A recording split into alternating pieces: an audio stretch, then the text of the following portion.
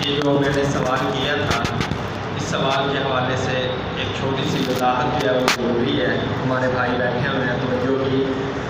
تو اس میں ایک چھوٹی سی وضاحت یہ کہ خود بریلوی مکتبہ فکر کے بہت بڑے عالم ہیں فضل احمد چشتی صاحب، بہت زیادہ سخت ہیں، بہت ہی زیادہ سخت ہیں.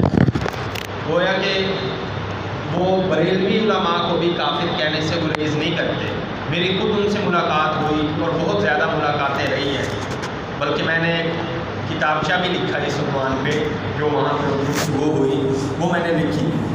انہوں نے مجھے ایک بات کی اور وہ بات بہت اہم ہے کہ بھائی جو میری سمجھ میں بات آتی ہے میں اس آدمی کو اس وجہ سے جو میری سمجھ میں آ رہی ہے کافر قرار دیتا ہوں. اب وہ اللہ کے نزدیک کافر ہے یا نہیں یہ نہیں مجھے پتا. اب یہاں پہ مسئلہ سمجھنے کا یہ ہے کہ اگر کسی عالم نے کسی کو کافر قرار دیا تو وہ اس عالم کی سمجھ ہے، متفق علیہ فیصلہ نہیں.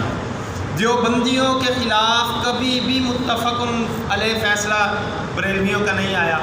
بریلویوں کے خلاف دیوبندیوں کا متفق علیہ فیصلہ کبھی بھی نہیں آیا. پوری تاریخ آپ کے سامنے ہے. اہل حدیثوں کے کفر کا فتویٰ کبھی بھی متفق علیہ نہیں آیا. اسی طرح یہ سب جو ہیں وہ انفرادی فتوے ہوتے ہیں، اور انفراد کی حقیقت یہ ہے کہ اس آدمی نے اگر کہہ دیا ہے تو وہ اس آدمی کا عمل ہے. اس نے جو کفر کا فتویٰ دیا وہ اس آدمی کی رائے ہے، اس کی سمجھ میں کوئی بات آئی ہوگی اس نے کہہ دیا. لیکن حضور صلی اللہ علیہ وسلم کا فرمان مبارک بالکل واضح ہے کہ جس بات پہ میری امت کے علماء اکٹھے ہو جائیں بس اس کے پیچھے لگ جاؤ.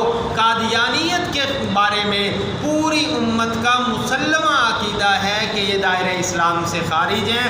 لہذا یہ جو اختلافات دیوبندی بریلوی اہل حدیث یہ انفرادیت رکھتے ہیں، ان میں اجتماعیت نہیں ہے. اگر کہیں پہ کسی نے کسی کو کافر کہہ دیا تو اللہ تعالیٰ سے یہ دعا کرنی چاہیے کہ اللہ تعالیٰ ہمیں ایک اور یکتائی ہمارے اندر پیدا فرما دے اور پوری امت کے اندر اتفاق و اتحاد کی جو ہے وہ فضا کو قائم رکھے.